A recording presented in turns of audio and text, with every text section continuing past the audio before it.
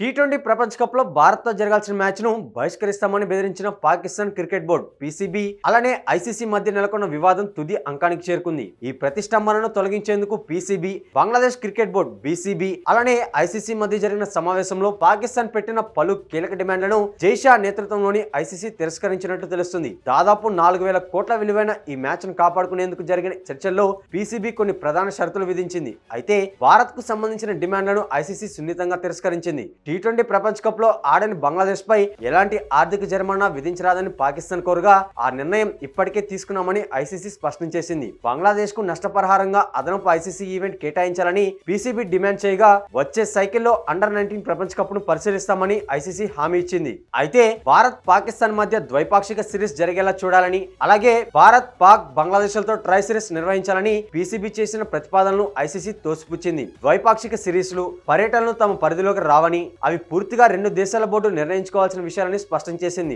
2026లో భారత్ జట్టు బంగ్లాదేశ్ లో పర్యటించేలా చూడాలన్న విజ్ఞప్తిని కూడా ఇదే కారణంతో తిరస్కరించింది. ఈ పరిణామాల నేపథ్యంలో తమ దేశ ప్రధానితో సంప్రదింపుల కోసం 24 గంటల సమయం కావాలని పీసీబీ చైర్మన్ మోసిన్ నఖ్వీ కోరారు. తదుపరి సమావేశం త్వరలో జరగనుండగా రాబోయే 24 గంటల్లో ఐసీసీ నుంచి అధికారిక ప్రకటన వెలువడే అవకాశం ఉంది.